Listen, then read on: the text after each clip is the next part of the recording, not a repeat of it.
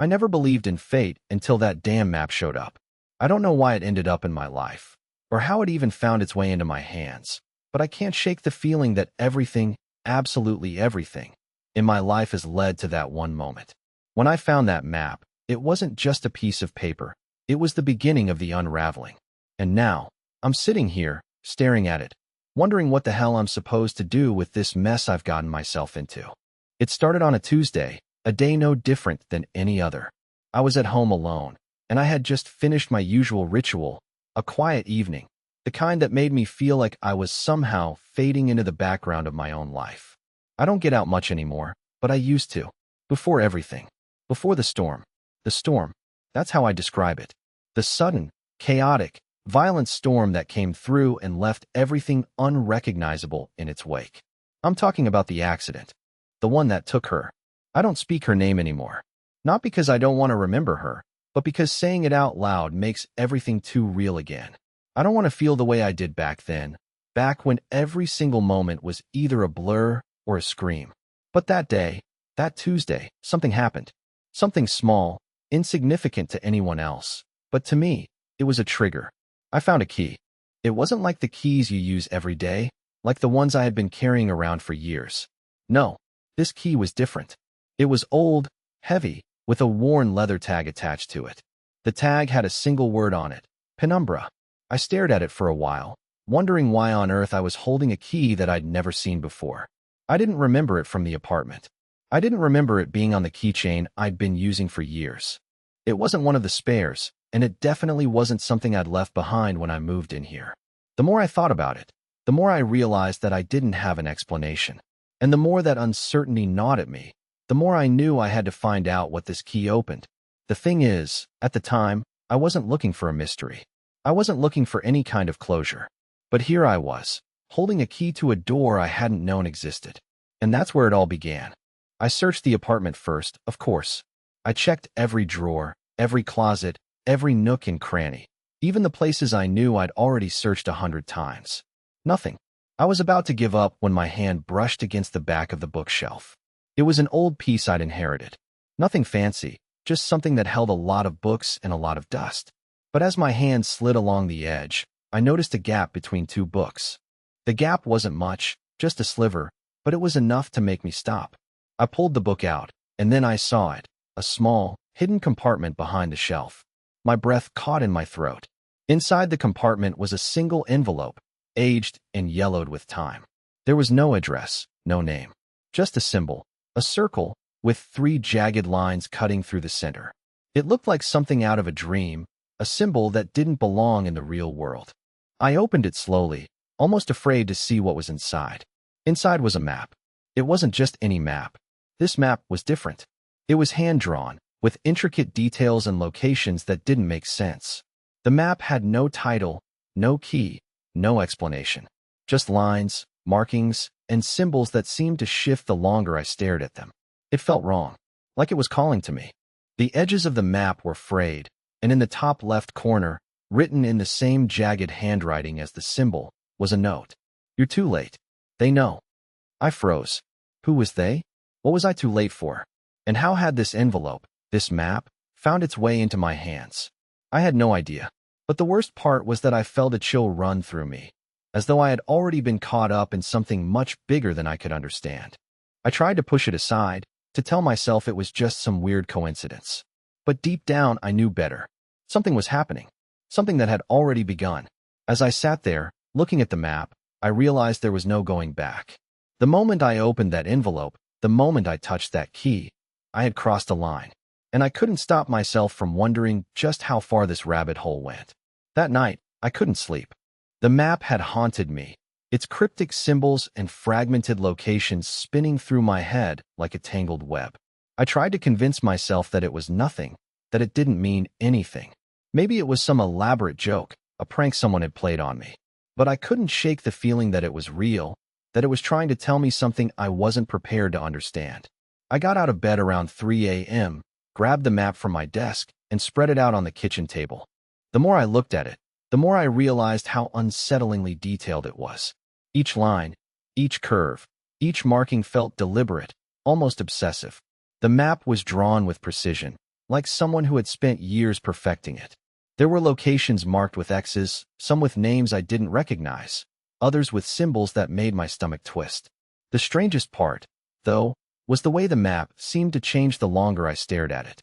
The ink seemed to shift, the lines becoming more pronounced in places, fading in others. It was like the map was alive, breathing, waiting for me to make the next move. I needed answers. I needed to understand what I had stumbled upon. The problem was, I had no idea where to start. The only thing I knew for sure was that the map wasn't meant for me. It felt like an invitation, but an invitation to what? And why now? Why after all this time? I hadn't done anything to deserve this, hadn't been looking for trouble, but somehow, trouble had found me. I ran my fingers over the map, tracing the jagged lines, when my phone buzzed on the table. I almost didn't check it. It was late, after all, and I had bigger things to focus on. But when I saw the notification, something in my gut told me I had to look. It was a message from an unknown number, the message itself cryptic and short. You don't know who's watching you. Don't go near the place marked with the triangle. The blood drained from my face. The triangle. I hadn't noticed it before, but now that I was looking for it, I could see it. One of the locations on the map was marked with a bold, triangular symbol, unlike any of the other marks. The note didn't say where the place was, but it didn't need to. I already knew it was the next step. I wasn't sure what I expected when I read that message, but panic wasn't it. Panic settled in my chest like a stone, heavy and suffocating. Someone knew. Someone was out there, watching me, waiting for me to make my next move. But who? And why? I had done nothing to deserve this, but now that I had the map, it felt like I was part of something bigger, something dangerous. I couldn't turn back now. I had to know what this was about, had to uncover the truth, no matter how terrifying it seemed. I spent the next few hours poring over the map, marking the places that seemed most important, studying the shapes and symbols. The triangle was the key. I had no idea what it represented, but I felt it deep in my bones. Whatever this was, it was the answer. It had to be. The sun rose, and by the time morning came, I knew I couldn't keep sitting here, locked inside my apartment, doing nothing. I had to go to the location marked with the triangle. I packed a bag with the essentials, a flashlight, some water, a first aid kit, not knowing what kind of situation I was walking into. I also grabbed the key, the heavy, old key that had started all of this. I didn't know what it opened, but I had a feeling I would find out soon enough. The address on the map didn't match anything I recognized. It wasn't a place I'd ever been before, not a neighborhood or an alley, not a building or a street I knew. The map led to an industrial area on the outskirts of town. It was a part of the city I'd driven past, but never really noticed. Old warehouses, rundown factories, rusted metal, and broken windows. It looked like a place that had been forgotten by time. When I arrived, the place was eerily quiet. Not a single soul in sight. It didn't feel like a place people lived or worked. It felt abandoned, like it had been left behind. I parked the car and got out, feeling the weight of the key in my pocket. I followed the map through the area, past crumbling buildings and overgrown pathways, until I came to a small, dilapidated door tucked between two larger warehouses. The door was unmarked, blending in with the gray of the concrete walls. But the map had pointed me here. The triangle was right on top of this spot. I stood there for a moment, just staring at the door, wondering if I was making a huge mistake. But deep down, I knew there was no other choice. This was the moment everything had been leading to. I walked up to the door, and my hand hovered over the knob. The key was still in my pocket, heavy and cold. I slid the key into the lock and turned. The door creaked open with an unsettling slowness, and I stepped inside. The room beyond was dark, the only light coming from a small, flickering bulb overhead. I could barely make out the shape of what looked like a large wooden chest in the middle of the room. The air was thick with dust, and the silence was suffocating. It felt like I was in a tomb, as though the place had been waiting for me for years. And then, something caught my eye. On the wall, there was a symbol, the same one from the map, the circle with the 3 jagged lines. It was drawn in chalk, faded but still visible. I stepped closer, my heart pounding, and that's when I saw it. At the base of the symbol, etched into the floor, was a message. A single sentence, carved so deep into the wood it seemed permanent. You should never have come here. I froze. My breath caught in my throat as I stood there, staring at the message carved into the floor. The words seemed to glow in the dim light, as though they had been waiting for me to find them. I didn't know if I should laugh or scream. This couldn't be real, could it? It was like something out of a horror movie, the kind you watch but never expect to experience. And yet, here I was, standing in a forgotten warehouse, with a cryptic map, an ominous key, and a warning carved into the floor as though it had been there for centuries. I glanced around, expecting someone to jump out of the shadows, but the room was empty, save for the chest in the center and the strange symbol on the wall. The silence was suffocating. I couldn't move. Something about the whole situation felt wrong. Every instinct in my body was telling me to leave, to run as far away from here as possible. But I couldn't. Not yet. I approached the chest slowly, my hands trembling as I reached for the latch. The air around me felt colder, and with each step I took, the weight of the moment pressed heavier on my chest. I wanted to turn back, to go home, but something was pulling me forward. Maybe it was curiosity, maybe it was fear, or maybe it was the strange sense that whatever was inside that chest was the final piece of this twisted puzzle. The latch clicked open with a sound that seemed too loud in the stillness of the room. My heart raced as I lifted the lid, half expecting something to jump out at me, but nothing happened. The inside was dark, the corners hidden in shadows. I reached in, my hand brushing against something cold and metallic. It was a box, much smaller than I expected, but it felt heavy in my hands. I pulled it out, setting it on the floor in front of me. The box was unlike anything I'd ever seen before. It was smooth, made of some kind of dark metal, with intricate designs etched into its surface. The symbols were unfamiliar, but they seemed to pulse with an energy I couldn't quite place. I ran my fingers over the markings, trying to make sense of them, when a small keyhole caught my eye. I pulled the key from my pocket, the same one I'd found earlier, and inserted it into the lock. It fit perfectly, as if it was made for this moment.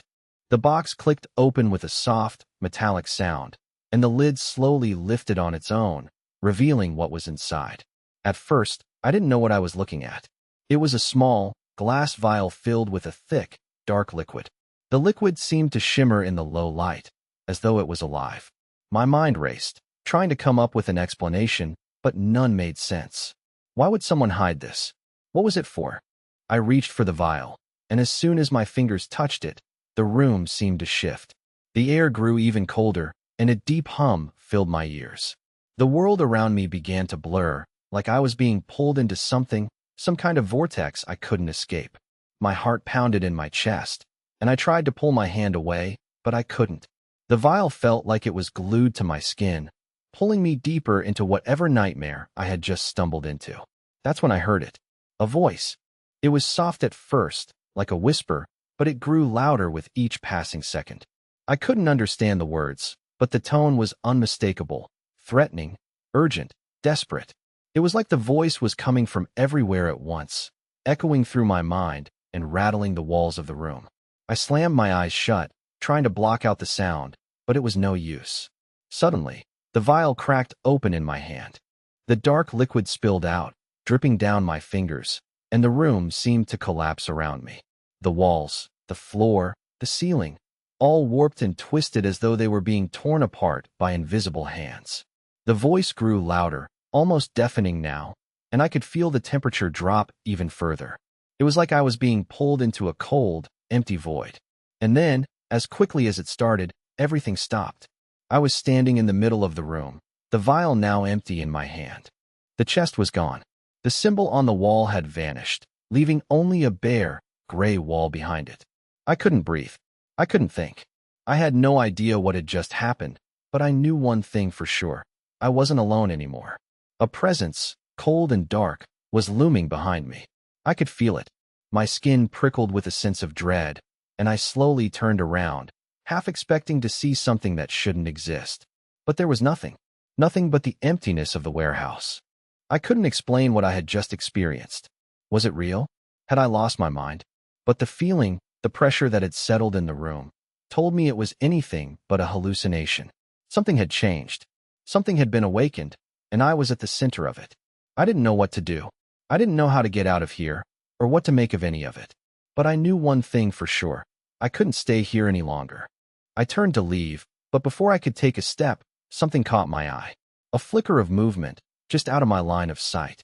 I froze. Something, or someone, was in the shadows, watching me. My pulse raced. I wasn't alone. And that was when I realized I had made a mistake coming here. But it was too late. I had already crossed a line, and there was no turning back. I couldn't move. The air around me felt suffocating, thick with an oppressive weight I couldn't explain. The shadows in the room seemed to grow longer, stretching across the walls like dark, silent fingers. I stood there, frozen, trying to make sense of what was happening. Was it real? Was this some kind of illusion? My mind raced, searching for a rational explanation, but I couldn't find one. Every instinct I had screamed at me to leave, but my body didn't obey. I couldn't tear my eyes away from the flickering movement I had seen in the corner of the room. And then, it happened again. A shift. A flicker. The shadows near the far wall seemed to ripple, and I thought I saw a figure. A shape, tall and thin, emerging from the darkness. It moved with an unnatural fluidity, almost like it wasn't fully bound by the laws of space or time. My heart skipped a beat, and I felt the blood drain from my face. I knew I wasn't alone now. I wasn't just imagining things.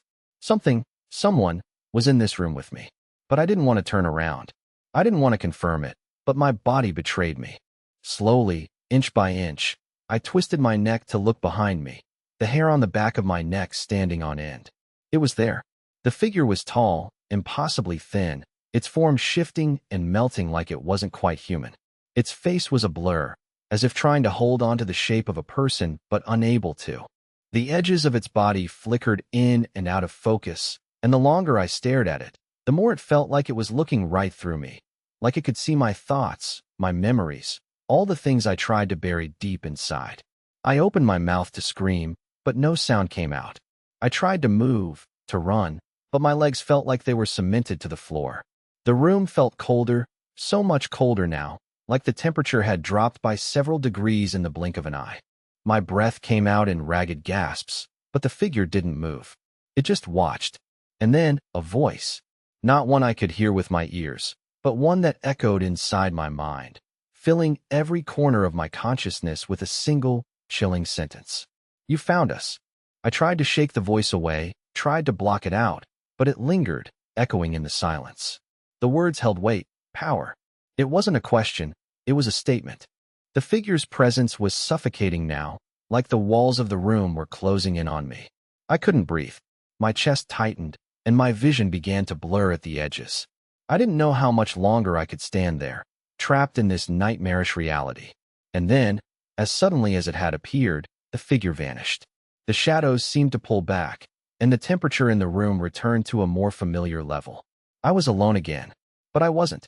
The sense of dread, the cold, the oppressive silence, everything remained, lingering like an invisible force pressing down on me. My heart pounded in my chest, and I fought to regain control of my breathing. I didn't know what had just happened. Had it been real? Or was I losing my mind? It didn't feel like a dream, and it certainly didn't feel like something I could explain away. This was no hallucination. Something had been there. I took a few shaky steps forward, my feet unsteady beneath me, and made my way toward the door. But as my hand reached out for the handle, I noticed something that made my blood run cold. The map. The one that had led me here.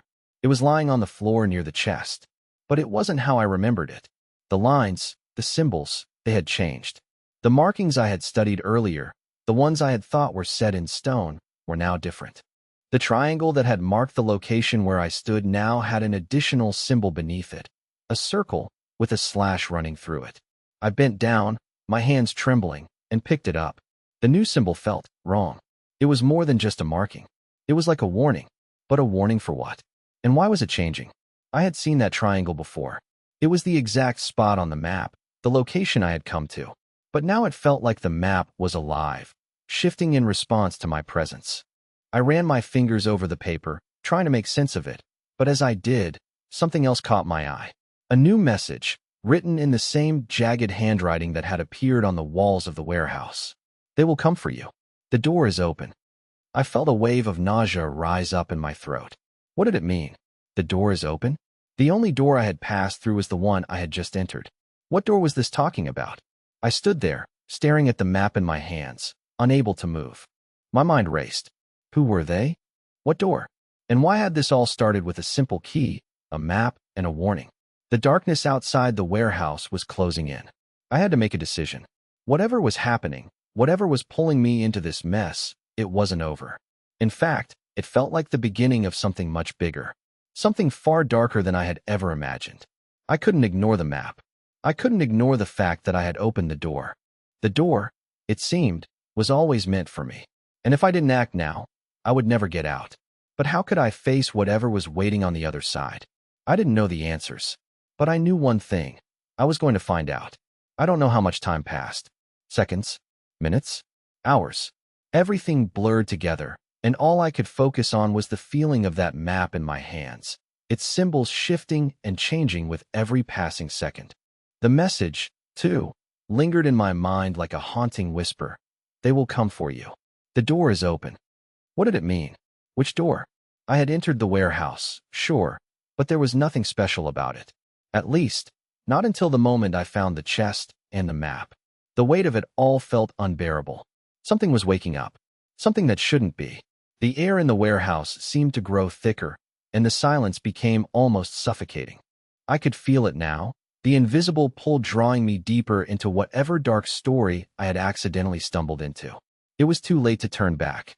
I could feel the inevitability of it. Whatever they were already on their way. I couldn't stand there, frozen, forever. I had to do something. I looked around the room once more, scanning for any sign of life, any clue that might explain what was happening. But nothing. Only shadows, stillness, and the relentless feeling of being watched. I shoved the map into my jacket pocket, hoping it might offer some sense of control, but it was no use. The unsettling sense of dread gnawed at me. That dark figure, the one that had flickered in and out of existence earlier, was still haunting me. Every corner of the room seemed to be hiding something, something waiting to come out, something waiting for me to make the wrong move. And I knew I had already made that move. I had opened the door, whether I knew it or not. I had unlocked something with that key, and I wasn't sure I was ready to see what would come through. There was a door I hadn't seen before, in the far corner of the room. It was small, almost hidden behind piles of forgotten boxes and debris. I hadn't noticed it when I first entered, but now it stood out as if it had been there all along, just waiting for me to look. I moved toward it cautiously, my feet heavy, as though the air had thickened around me, making it harder to move. I didn't want to open the door. I was terrified of what I might find. But I knew, deep down, that it was the only way. If I didn't open it, whatever was waiting would come to me anyway. My hand trembled as I reached for the handle. It was cold, colder than anything I had ever felt. The moment my fingers touched it, I felt a sharp jolt of energy, a pulse that ran through my entire body, like a shock of electricity. I yanked my hand back instinctively, heart racing in my chest. The room seemed to tilt, and the shadows danced around the walls. What the hell was that? I stepped back, trying to steady my breathing. My mind raced. Should I just leave? But the thought of turning away, of walking out of that warehouse, was like a slap in the face. It wasn't just fear that kept me there. It was something else, something deeper. Curiosity. The need to know what was going on. The need to understand why my life had suddenly become a puzzle, with no clear answers. I took a deep breath, steeled myself, and reached for the handle again. This time, I didn't hesitate. I pushed the door open. The hinges groaned, as if protesting, and the door swung inward with a force that almost threw me off balance. A sudden gust of cold air rushed past me, and I stumbled back, my hand gripping the frame to steady myself. The room beyond the door was pitch black. No light, just an abyss, an overwhelming sense of emptiness. But I could feel something. Something was in there. Watching. Waiting. I grabbed the flashlight from my bag, flicking it on, and slowly stepped into the darkness.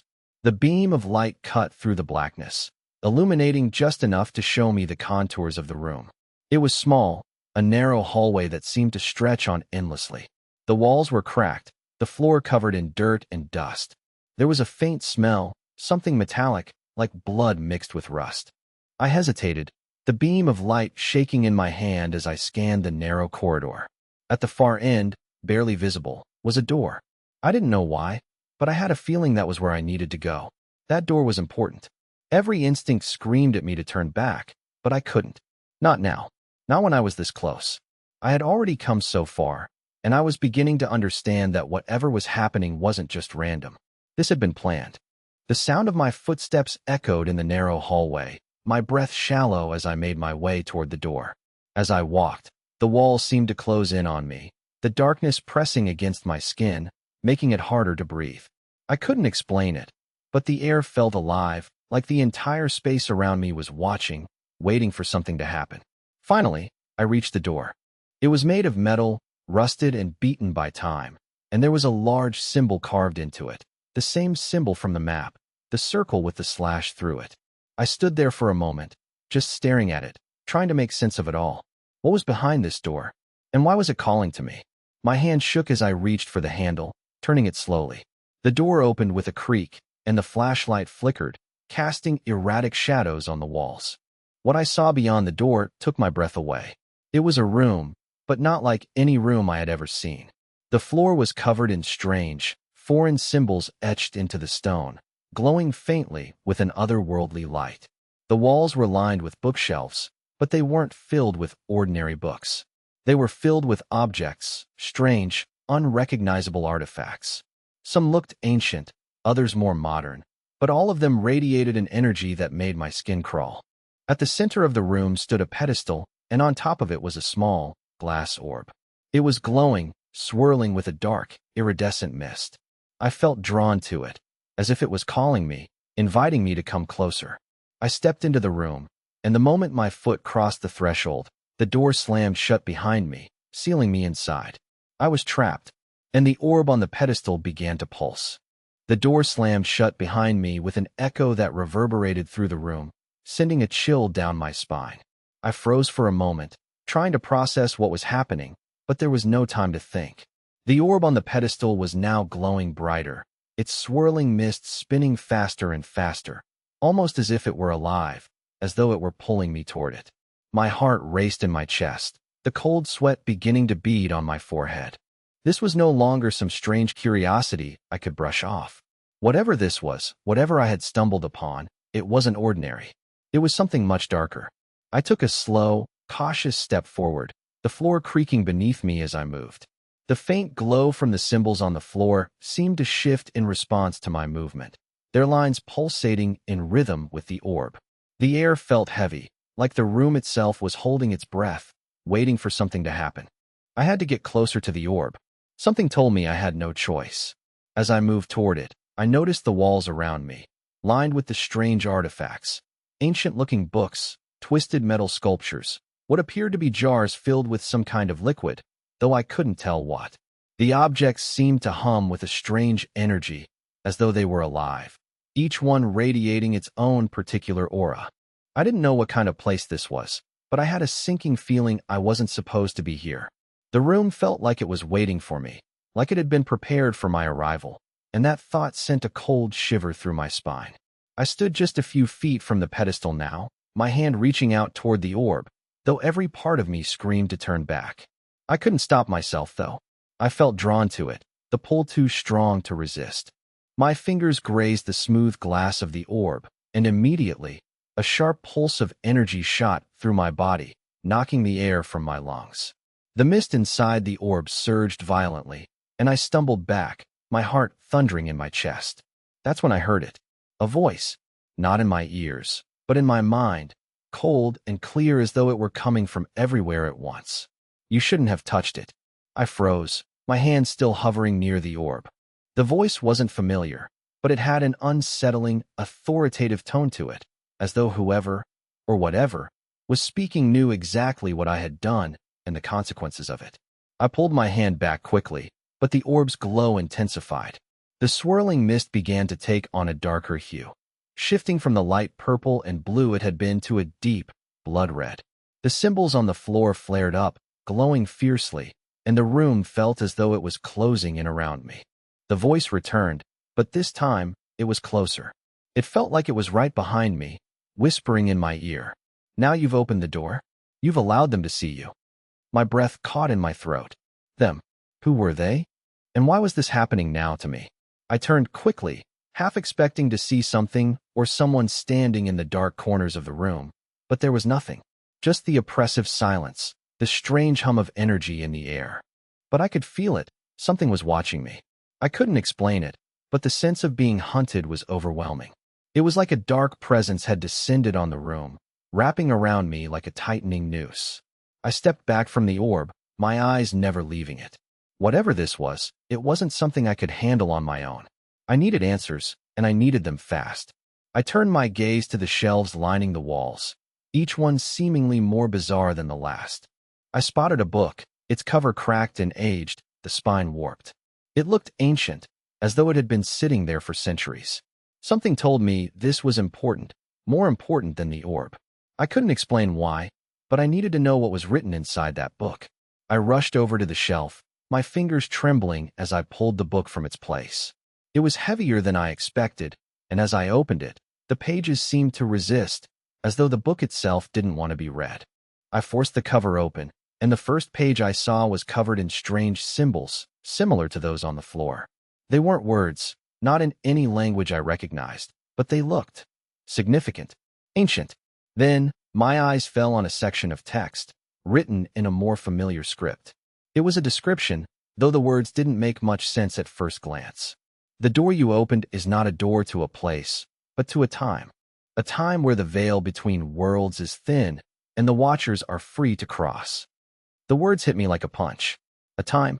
The veil between worlds? What the hell was this book talking about? I felt my stomach churn as I read further. The orb is the key. It marks the beginning. The watchers will come when the door is open. They will claim what is theirs. A cold dread washed over me. The orb, the door, the watchers. It was all connected. And now, it was too late to turn back. I had unlocked something, and I had no idea what it meant or what the consequences would be. But the room seemed to hum with anticipation, as though something, or someone, was waiting. Suddenly, the air grew heavier, and the room seemed to darken.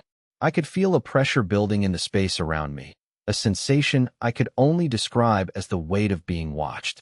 The shadows in the corners of the room seemed to grow darker, more solid, and I could hear a faint whisper, almost like a chant, building in the air.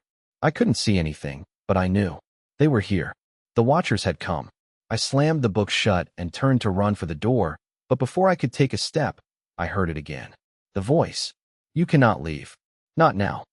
The door slammed shut on its own, the metal shaking violently, as if something was trying to break through. I backed away, panic rising in my chest.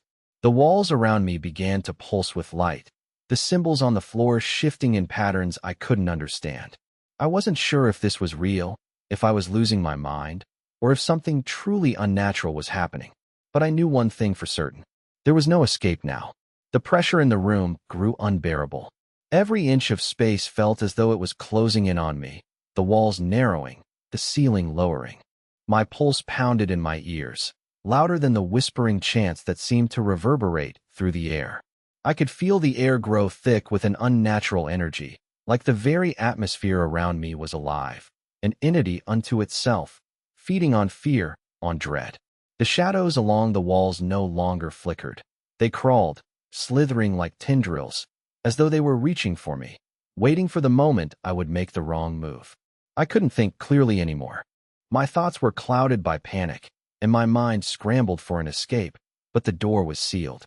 I could hear the faint, rhythmic thumping of something heavy moving from the other side, something that didn't belong in this world. The chant had grown louder, more distinct, and I could swear I heard words, strange, foreign words I couldn't understand, but they felt like they were pushing into my consciousness, taking root in my mind, wrapping themselves around my thoughts. I took a step back, but the floor seemed to shift beneath me, a subtle but undeniable tremor that made me stumble. I gripped the nearest shelf, my fingers digging into the wood as if it were the only thing keeping me grounded. I didn't know how long I stood there, fighting to control my breathing, trying to fight the overwhelming urge to scream, to run, to do anything to escape. But my legs wouldn't move. The room was trapping me, holding me in place. Then, without warning, the orb began to hum. At first, it was faint, almost imperceptible, but it grew louder, vibrating the air itself. The mist inside the orb thickened, and the swirling pattern began to change, forming into something more distinct, something more alive. I could see faces in the mist now, horrible, contorted faces. They were twisted, like the faces of beings that had never seen the light of day. They were screaming, their mouths stretched in agony, but no sound came from them. I couldn't look away. I didn't want to look away. I was paralyzed, captivated by the movement inside the orb.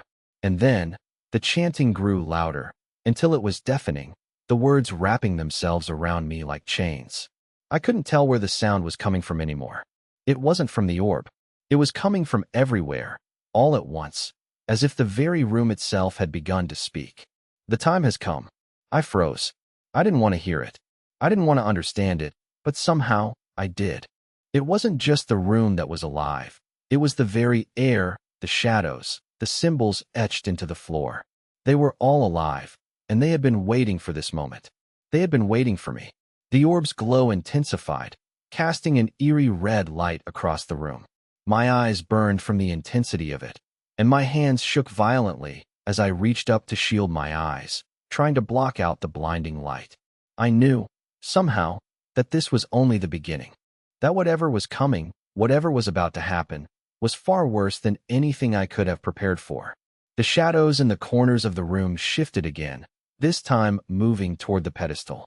They were no longer just flickers in the dark. They were becoming solid. Figures.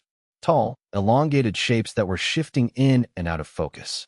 Their features were indistinct, but their presence was undeniable. They were real. I wanted to scream. I wanted to run. But I was rooted to the spot, trapped by the force of their gaze, even though I couldn't see their eyes. I felt them watching me, assessing me. The voices, now louder, seemed to whisper to each other in some ancient, incomprehensible language. The temperature in the room dropped again, and I could see my breath mist in front of me. I looked back at the orb. It was now completely filled with those distorted faces, their eyes wide, staring directly at me. Their mouths opened in silent screams, as if they were begging for something I had yet to give. And then, the figures stepped forward.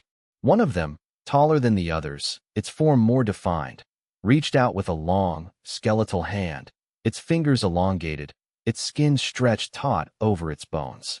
As it moved, the shadows seemed to shift with it, almost like they were part of it. My stomach churned with a sense of impending doom as the figure reached out, its hand hovering just inches from my face. I couldn't breathe. "You've opened the door," the voice said again, this time coming from the figure itself. The words weren't spoken aloud. They were in my head, pressing into my thoughts like an invasion. The figure's mouth moved, its lips pulling back in a grotesque, unnatural smile. It wasn't a smile of warmth or comfort. It was a smile of malice, of something ancient and hungry, waiting to devour. I wanted to run. I tried to step back, but my legs were still frozen. The figure's hand slowly descended, brushing lightly against my cheek. The touch was cold, colder than anything I had ever felt, and it burned. It felt like it was draining something from me. "You will stay," the figure whispered, and for a moment, it felt like the world around me had stopped, like time had paused, leaving just the two of us in the midst of this cursed moment. The orb still pulsed with its sickening red glow, and the shadows seemed to thicken, swirling around us like a storm, but I couldn't move. I couldn't even think. I was inside it now, inside whatever this was. I had opened the door, and there was no closing it. The figure pulled its hand away, and in that instant, everything changed. The room seemed to stretch, the walls fading into the shadows, the orb flickering violently, as though it were about to shatter. The chanting in the air became deafening, and I could feel something, or someone, coming. The floor beneath me cracked, a deep fissure splitting the stone from one corner of the room to the other. The shadows surged forward, and I could feel them grabbing me, pulling me toward the fissure. It was like they were alive, like they were reaching for me with the force of something far older than anything I had ever known. And then, as the room seemed to collapse inward, I felt it, the pull, the suction of whatever had opened this door. The shadows, the whispers, the figures, they were pulling me down into the darkness. And I knew, with horrifying clarity, that I was no longer in control. I felt myself being drawn into the darkness, my body weightless, spinning as though the very fabric of reality was unraveling around me. The shadows wrapped around me, their cold fingers pulling me deeper into the abyss. The air was thick, suffocating, and the chanting grew louder, a deafening crescendo that made my skull ache. It felt like the end, like everything I had known was slipping away, and there was no escape. But then, something shifted. In the midst of the chaos, a sharp clarity pierced through the haze of fear. It wasn't just the shadows. It wasn't just the figures or the whispers. It was the orb. The orb, still glowing fiercely at the center of the room, its faces writhing in silent screams, was no longer an object of terror. I realized, with a sudden burst of understanding, that it wasn't just a source of malevolent energy. It was a conduit, a bridge between realms, yes, but it was also something more. It was the key to what I needed to do. I didn't need to run from it. I needed to control it. The thought struck me with the force of a revelation. The orb hadn't been calling to me to destroy me. It had been calling to me to embrace it, to accept the power within it, to use it for something greater than fear. For a moment, I closed my eyes and breathed deeply, focusing on the deep hum that reverberated through my chest. I reached out, my hands trembling, but with determination now. This was it. I touched the orb again. At first, nothing happened. The mist inside swirled faster, the faces contorted in agony, but I held firm, refusing to let go. And then, suddenly, there was a shift. The pressure around me eased. The pulsating red glow softened, and the shadows receded, like a storm that had finally exhausted itself. The orb's glow began to change. From red, it shifted to a calming blue, the mist inside now sparkling with stars, as if the universe itself had been contained within its glass shell. The voices that had plagued my mind fell silent, and for the first time, I felt peace. A strange, serene stillness filled the air, and the oppressive weight that had suffocated the room lifted, leaving me standing, breathing, unafraid.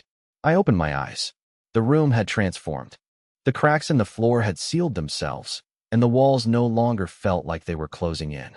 The artifacts on the shelves, once dark and foreboding, now seemed to glisten in the soft light that filled the space. The chanting, the whispers, the terrifying figures, they were gone. All that remained was a quiet sense of awe, like I had just witnessed something beautiful and sacred. The orb, now a radiant light, hovered gently before me, its mist swirling slowly, as if inviting me to come closer. I stepped back, unsure of what would happen next, but the light was no longer threatening. It was guiding me, showing me the way forward.